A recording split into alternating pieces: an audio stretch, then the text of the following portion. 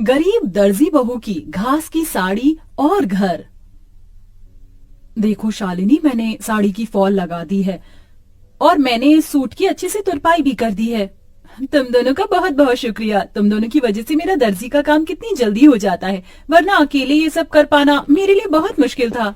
बातें बाद में कर लेना, ये लो जल्दी से नींबू पानी पी लो। बाजार में तो नींबू के भाव चांदी के भाव जितने चल रहे हैं, तो तुमने ये नींबू पानी कैसे बनाया? वो पड़ोस वाली काकी है ना, उनकी नौकरानी आज नहीं आई थी, तो मैंने उनके घर के थोड़े बहुत काम कर दिए थे, इसलिए उन्होंने पैसों के बदले मुझे ये नींबू दे दिए। ये भगवान भी कैसे कैसे दिन दिखाता है।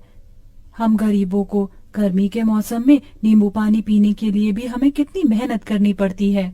अदिति की बात सुन बाकी बहुएं उदास हो जाती हैं। शालिनी इन सभी बहू में से सबसे बड़ी बहू थी, जो दर्जी का काम करती थी।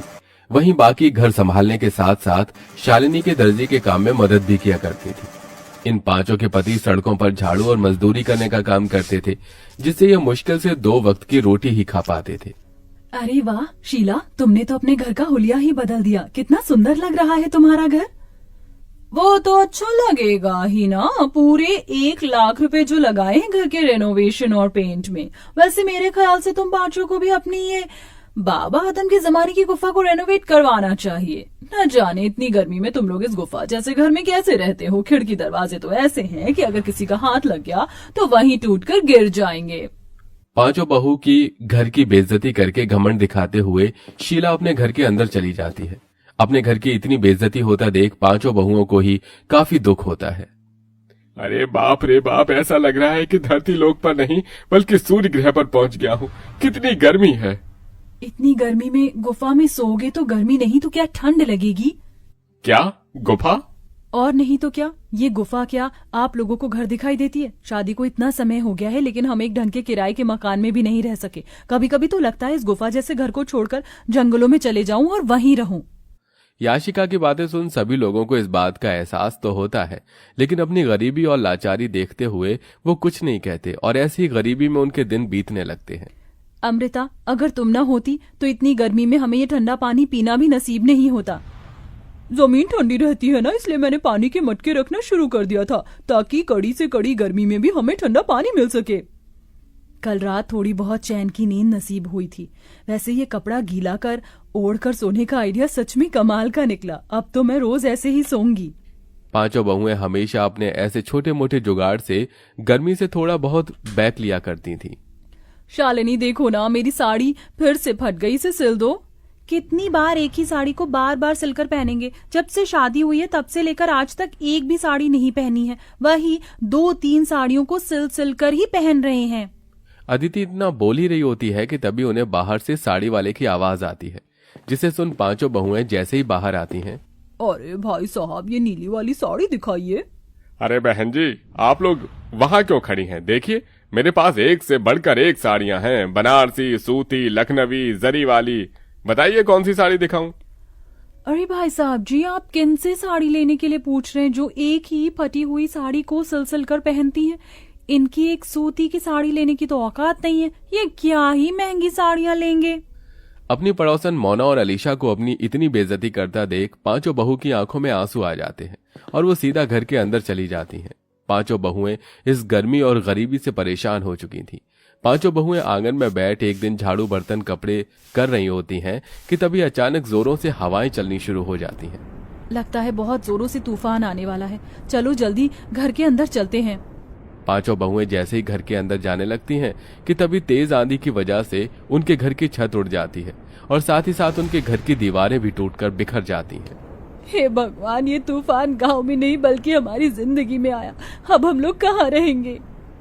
अपने घर के टूट जाने की वजह से पांचों बहुएं बहुत रोती हैं।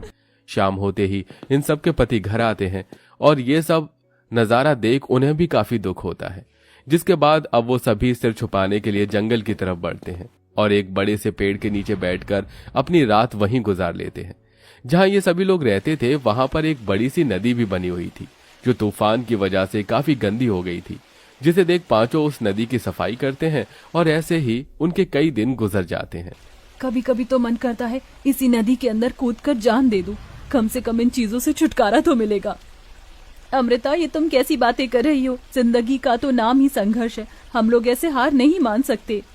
शालिनी की बात सुन नदी किनारे बैठी सभी बहुओं की आंखों में आंसू आते हैं। तभी उनके आंसू नदी के अंदर जा गिरते हैं। उनके आंसू जैसे ही नदी के अंदर जाते हैं तो नदी के अंदर एक सुनहरी रोशनी चमकती है और देखते ही देखते उनके सामने नदी की रानी बाहर आती है। कौन हो तुम? मेरा नाम नंदिनी है और मैं इस नदी की रानी हूँ।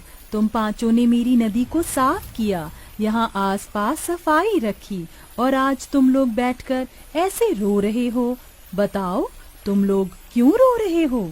उस रानी की बात सुन सारी बहुएं उसे सारी बात बताती हैं, जिसे सुन वो रानी पांचों बहू को अपने साथ नदी के अंदर ले जाती है।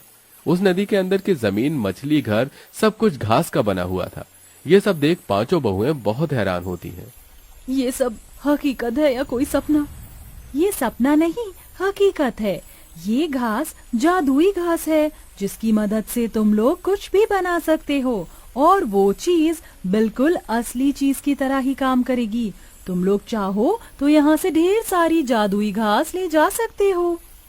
नदी की रानी, आपका बहुत बहुत। पांचों बहुएं उस जादुई नदी के अंदर से ढेर सारी जादुई घास लेकर आती हैं और सबसे पहले उन जादुई घास से अपना घर बनाने लगती हैं। क्या इस घास से हम लोगों का घर बन पाएगा? ये मामूली नहीं, जादुई घास है। नदी की रानी ने कहा था कि इस घास से बनी हुई सभी चीज असली चीजों की तरह ही काम करती है। क्या पता ये घास का घर भी हमारा असली घर हो। पांचों बहुएं कुछ घंटे के अंदर एक बहुत बड़ा सा घास का घर तैयार कर देती हैं, जिसमें वो पांचों अलग अलग कमरे भी बनाती हैं। साथ ही साथ वो बाथरूम और रसोई घर भी बनाती हैं, जिसमें घास का चूल्हा, घास के बर्तन और कमरों में घास का पलंग, कुर्सी। जादुई घास होने की वजह से सारी चीज असली चीजों की तरह बिल्कुल मजबूत हो चुकी थी। मुझे तो यकीन ही नहीं हो रहा कि हम लोग अपने घर के अंदर खड़े हैं, वो भी एक ऐसा घर जो असली घर से भी ज्यादा मजबूत और अच्छा हो। अब तो हम यहाँ आराम से रहेंगे। जादुई घास होने की वजह से हमारा ये घास का घर भी कितना ठंडा है। अब तो यहाँ हमें बिल्कुल भी गर्मी नहीं लगेगी। पांचों बहुएं अपने अपने पतियों के साथ आराम से घर में रहती हैं और ऐसे ही कुछ दिन गुजर जाते हैं। सच में अब तो हद हो गई है। मन कर रहा है ये बची कुची साड़ी ले जाकर फेंक दूं। क्या हुआ अदिति, तुम इतने गुस्से में क्यों हो? गुस्सा ना करूं तो खुशी के मारे नाचूं। उस दिन तुमसे साड़ी सिलवाई थी, देखो आज फिर से ये साड़ी फट गई। अदिति की बात सुन शालिनी के मन में एक ख्याल आता है, जिसके बाद शालिनी दोबारा उस जादुई नदी के अंदर जाती है और वहां से ढेर सारी जादुई घास लेकर आती है और अपनी सिलाई मशीन पर बैठकर कुछ घंटे के अंदर ही घास की बनी हुई 5 साड़ियां तैयार कर देती है। साड़ियों के बॉर्डर पर वो तरह तरह के फूल भी लगाती है, जिसके बाद अब जैसे ही पांचों बहुएं उस घास की साड़ियों को पहनती हैं, इस घास की साड़ी को पहनकर तो ऐसा लग रहा है कि मानो जैसे मैंने रुई की साड़ी पहन रखी हो। अब इन घास की साड़ियों में हमें बिल्कुल भी गर्मी नहीं लगेगी और हम आराम से रहेंगे। पांचों बहुएं उस घास की साड़ियों को पहनकर काफी खुश होती हैं। जिस तूफान से इन पांचों का घर टूटा था, उस तूफान में गांव में और भी कई लोग थे जो बेघर हो गए थे। ये सब देख पांचों बहुएं उन लोगों के लिए जादुई घास से घर बनाती हैं।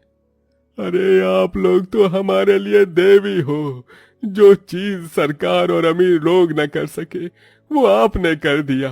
आपका एहसान हम कैसे चुकाएंगे? जादुई घास के घर बनाने के साथ साथ पांचों बहुएं गरीब औरतों के लिए घास की साड़ियां भी बनाती हैं, जिन्हें वो काफी सस्ते दामों में बेचती हैं। बरसों से सपना था कि सूती की साड़ी लूंगी, लेकिन हमेशा पैसों की कमी की वजह से ना ले सकी। लेकिन आज आपकी वजह से मैं रुई जैसी मुलायम साड़ी पहन सकूंगी। आपका बहुत बहुत शुक्रिया। जरूरतमंदों की मदद कर पांचों बहू काफी खुश थीं। वो घास की साड़ी बेचकर थोड़े बहुत पैसे भी कमा लिए थे, जिनको अब वो बुटीक में लगाती हैं और बुटीक खोलती हैं। घास की तरह तरह की ड्रेस बनाकर बेचती हैं और अब उन सब के पति अपना खुद का काम शुरू कर देते हैं, जिससे अब धीरे धीरे उनकी जिंदगी सही राह पर आने लगती है।